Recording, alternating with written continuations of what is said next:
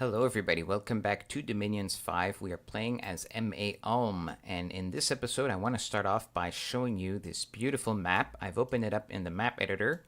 The version that we played this game on has a few slight modifications to a couple of the planets. It changes just a few of the connections. It adds a few connections to avoid some of the more serious bottlenecks.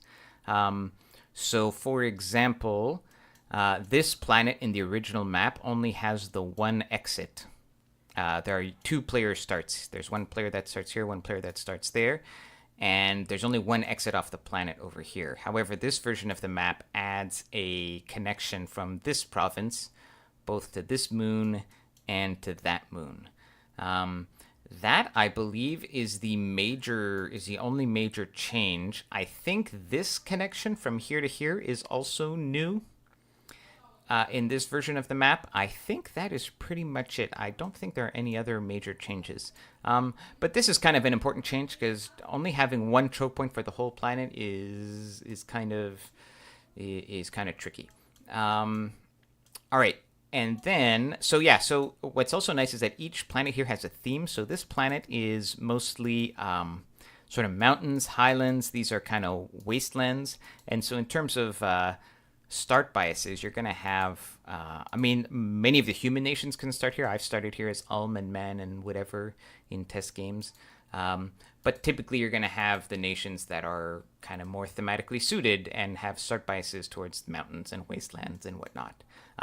But don't worry, it's not all mountains and wastelands. So you have these rich provinces here, which you see are large farm provinces. So this one is worth a fortune. This one is worth a fortune. This one is worth a fortune. And this one is worth a fortune. So you actually have some very high yield, rich provinces on all the planets. So you have two starting positions here on this desert planet. Then it is connected by a little moon here. This moon connects up here.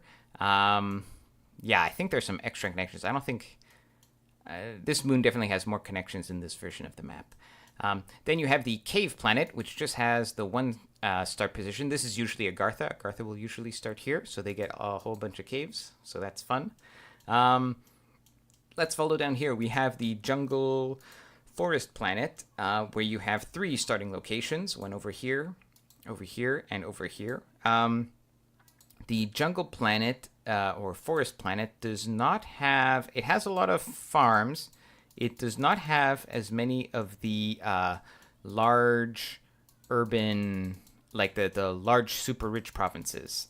You'll notice there is, like, this is a throne province, and it is large, but it's a mountain.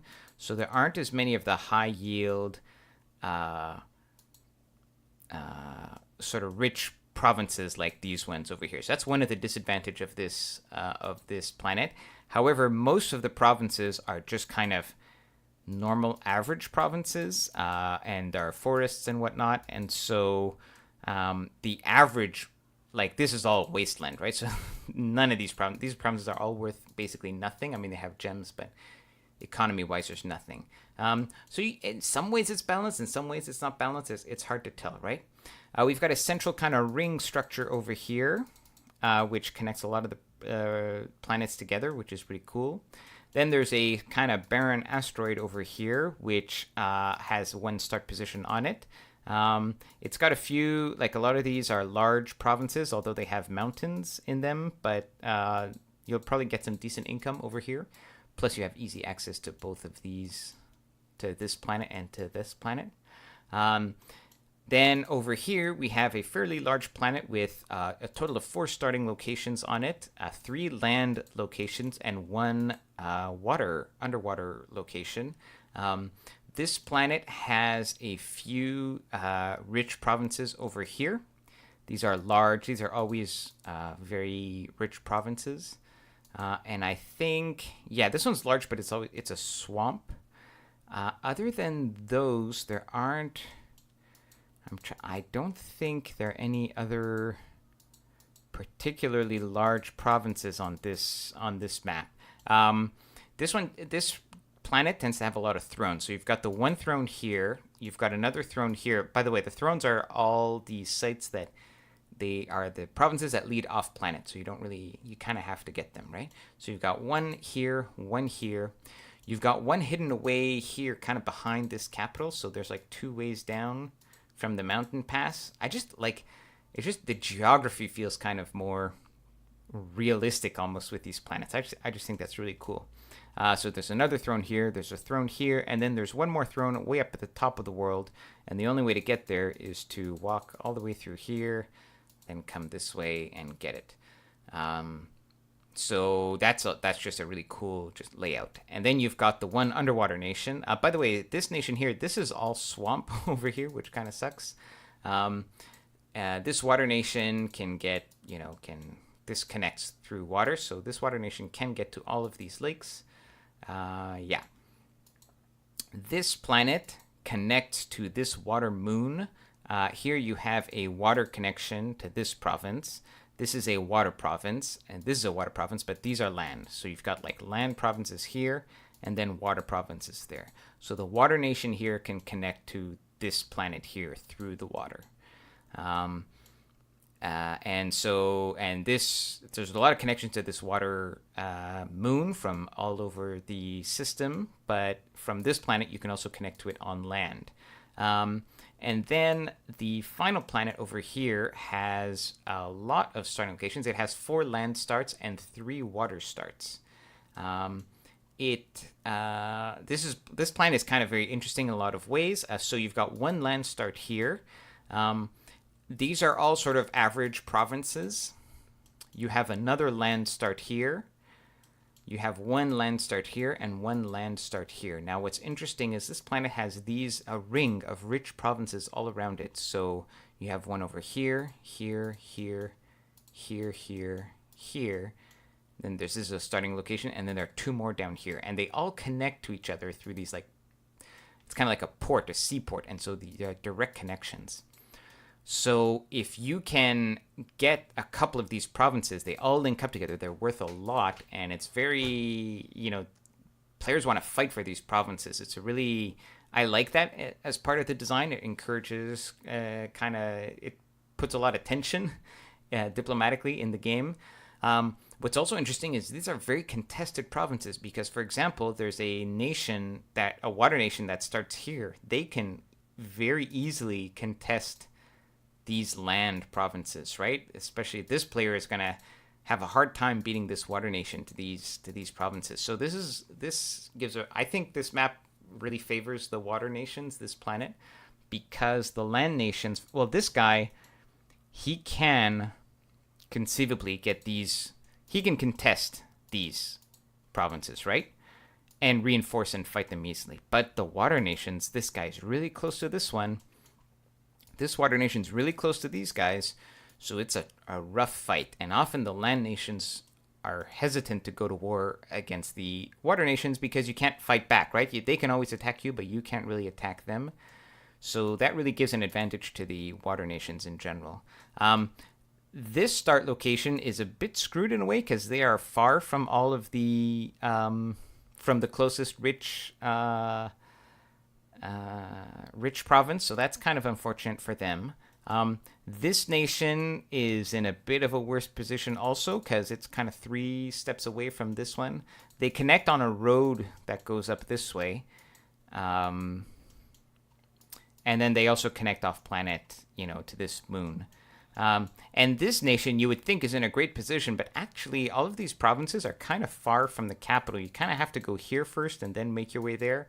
During the game later on, this spot is tricky to defend because the water nations, this moon, like everybody can attack you, and it's actually hard to reinforce from your capital to all of these spots. And in fact, this is where we start. This is our start location. We are starting here. And Ulm in particular is a very slow nation, right? All your units move pretty slowly, so it's actually kind of hard to reinforce, to get troops to these areas if you try to take them. Anyways, so that's it for the map overview. It's really, it's not perfectly balanced for sure, but I still think it's a lot of fun to play on. It just adds a lot of interesting strategic decisions that have to be made. So let's, we got time. Let's load up some of the turns. Let's exit out of here. And let's load up Turn 2. Why not turn 1? Because I didn't... Like I said, I don't have all of the... turn files for this game. So it's okay. Nothing usually happens during turn 1. So as turn 1, you profit your warrior. Because we have a spy, so we kind of want to use a spy to go find out what the thrones are, right? So there's a throne over here, so I want to find out what it is, if it's worth me getting it. We recruited, on our first turn, this is what you start with. You start with a bunch of battle axes and a bunch of pikeneers, which aren't bad, but it's nice to have guys with shields to eat the arrows. So I usually recruit a bunch of Morningstar guys, because most of the indies usually have shields. And sure enough, they do. So we have recruited some Morningstars. We made, early on as alms, remember, you have 3 command points, so you can do kind of 1.5 mages per turn. I like to recruit a bunch of master smiths before I go into the priest smiths, because I want to get random, either an Earth 3 random and or an air random. And I'm going to combine that with researching construction 2 early. And the point of that is, if I get an Earth 3 random, then I can make I can start making dwarven hammers right away. And then very early on, I can start crafting super cheap 1-gem items for my commanders. If I luck into an air random, then I can start making owl quills right away, assuming I find a random air site. But they're fairly common. You can often just find a random air site without even having to search for it. So that is what I'm hoping for. And so I usually spend the first year or several months getting these guys, hoping to get a random. We are... let me show you the other nations that are in the game. It's almost all nations, but not quite. It's maybe 2/3 of the nations. So we have Scaleria, Pythium, Iriu, ourselves, Marignon, Tianchi, Agartha, Abyssia, Calum, Pangea, Vanheim, Vanarus, Bandarlog, Uruk, Atlantis, Relay, Oceania, and Ys. These are the nations that are in the game. And other than that, let's see. Yeah, we're not getting a lot of mercs, I think, this game, but I'll try to remember to see who's buying them. Looks like Bandarlog was getting most of the mercs. Got the first mercs, not most of them. So our script, we don't have any ranged units, right? So our script is basically attack. The only thing to keep in mind is that these shield guys have combat speed of 7, whereas the other guys have combat speed of 9. So it's a good idea to put them a bit in front of the other guys. That way they will usually hit the enemy roughly at the same time. If you don't, then these guys will basically never participate in the fight, because these guys will rush in front. And these guys are your more defensive, right? They've got the shields, so you kind of want them to take most of the beating. And then here, I was doing Sermon of Courage, but, you don't really need Sermon of Courage. They're kind of brave enough. You could just do Word of Stone. So that is the beginning of our adventure on this planet. Let's load up. We could definitely get a few more turns in. So let's do turn number 3. All right, let's view our expansion fight. Actually, this is turn number 4, guys. So we already have lost 2 out of the first 3 turns. Great job, me. So obviously we survived our first fight, and now we're fighting a second group of guys. We've got some heavy infantry, some militia, but a lot of archers in the back. But it's okay. Our guys have 23 protection or whatever, 20 protection. So arrows are not a big deal. Let's make it a little bit faster. So you see how starting these guys ahead, they kind of all end up still in the same line. These guys are repelling like crazy. Actually, the lineup was pretty good because even though these are length 3, these are length 5, so they're actually getting way out repelled. These guys, remember, they have the Morning Stars, so they got a bonus attack versus shield, and these guys have shields. And then these are also a pretty good matchup because the Battle Axe just does a ton of damage, more than enough to overcome the high protection of these guys. So they just kind of chop chop. And then a random guy gets here in the back and he starts cutting up the archers.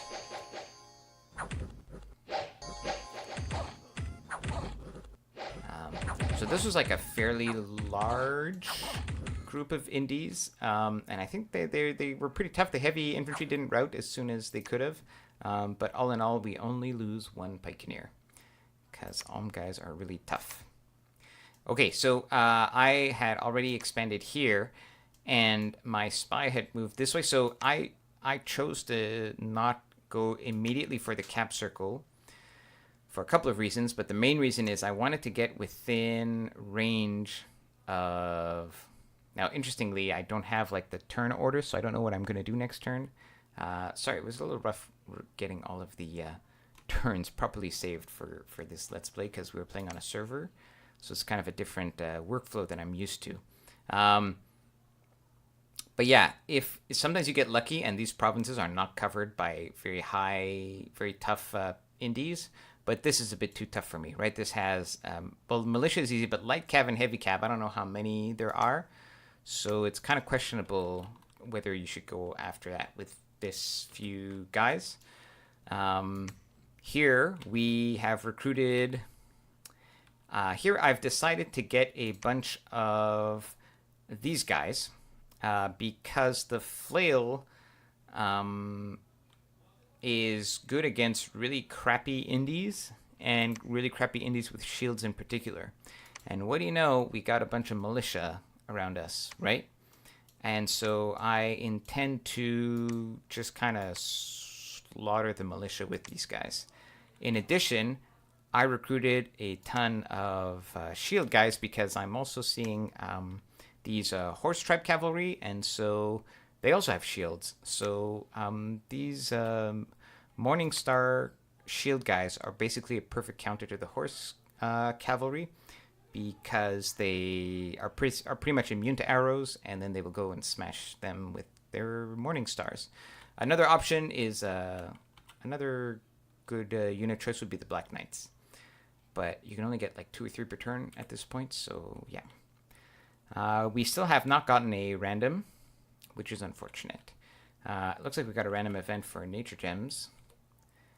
Maybe last turn. Let's get a couple more turns in. So that was, I mean, folder number 3, clearly not turn 3. In fact, let's find out what turn this is. Is this the same one? Yeah, so that is what we just saw. So yeah, that explains why we're missing. Oh, so here we have the orders. Ha! So this was the same turn, so I lost or somehow overwrote turn 3. So this is in fact turn 4, but now you see my orders. So yeah, that makes sense. So we are now going to take this group with these guys, and then my fresh squad over here, he's just got a bunch of regular dudes, no sacreds, but this is enough to take out indies with Ulm because your guys have such high protection. They're pretty badass. Now I have switched recruitment to a bunch of pikeneers. The pikeneers are designed to take out the barbarians because the repel is going to... like, the barbarians do such high damage that they will hurt even our super high protection guys. So instead of just having a slugfest, the pikeneers actually have a chance at repelling them and poking them hard enough to make them rout. Pikeneers are also what you want against cavalry because, again, the repel is going to be nice against heavy cav. So the pikeneers are going to be for clearing this province and potentially for clearing this province. In general, the units, if you're not sure, get pikeneers and shield guys. Probably the Morning Stars, because almost everything has shields. If you just want chaff to stand in front, then these shield guys are better because they have higher defense. But if your chaff is actually going to be fighting something, like during expansion, then these are usually better because they kill more stuff. And then pikeneers are just always good. So that's my recommendation, anyways. Okay, let's look at the next turn. Turn 5. Do we have turn 5? Yeah, looks like we do. Okay. Yeah, let's look at this. This was our small pile of dudes. So unfortunately, do you see the Indies kind of at the last minute beelined for our flail guys? Now the flail guys are very powerful offensively, but defensively they are not strong, right? And so I was really hoping to get the heavy infantry fighting my shield guys, and then these guys would come in on the side and attack. That is not what happened. However, we did get the rout, but my flail guys also routed. So that was unfortunate. We didn't...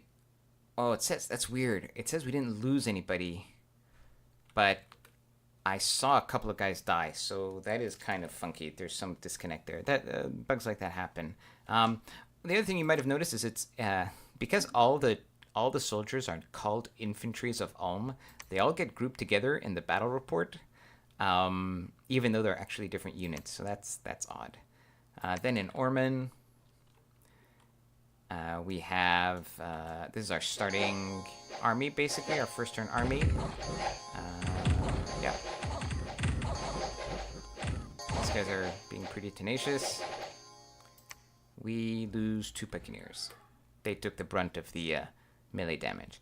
And then randomly, out of nowhere, a scout just splats into our PD here. The player here just kind of sent me a message. Oops, I think he must have clearly misclicked. Instead of sneaking, he clicked attack. So that's funny. Too bad for him.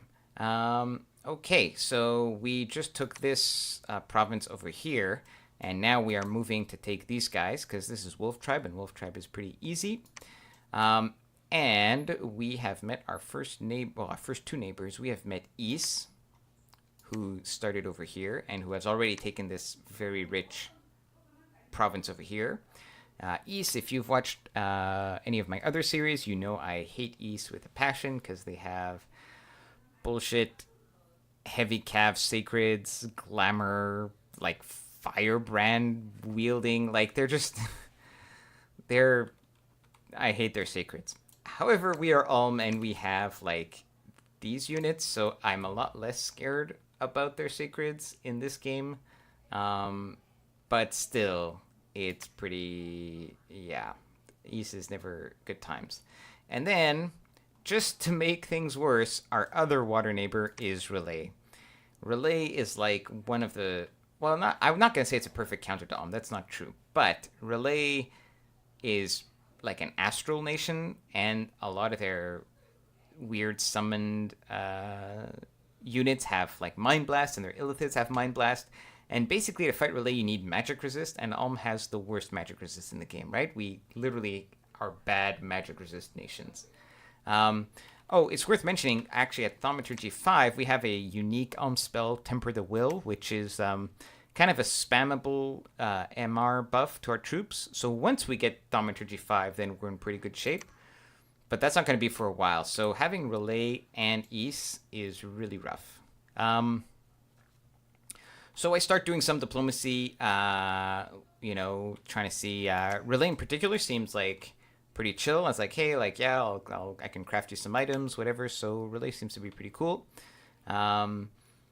Yeah, so the diplomacy starts. Then I'm taking... yeah, that was weird. Like, this battle that we saw clearly is not at all what happened, because my guys didn't rout. They're all in the army still, so I don't know. It happens sometimes. And then here, this province is a rich province, but it only has archers and militia and some heavy infantry, so we are going to go right for it. This group here, I finally got an Earth 3 random, which is excellent.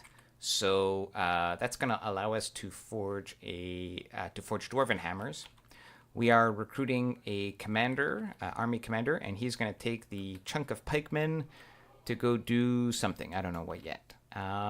All right, that's it for this turn. Why don't we call this an episode? So this was our first episode of actual gameplay. on this beautiful, beautiful map. We are doing our early expansions. So far, so good. We have met our water neighbors, which, well, that's we knew there were water neighbors here. Unfortunately, we have Relay and Ys. Guess I would rather have Oceania or Pelagia or Atlantis, but what can you do? So that's going to be it. Thanks for watching. See you guys in the next episode. Take care.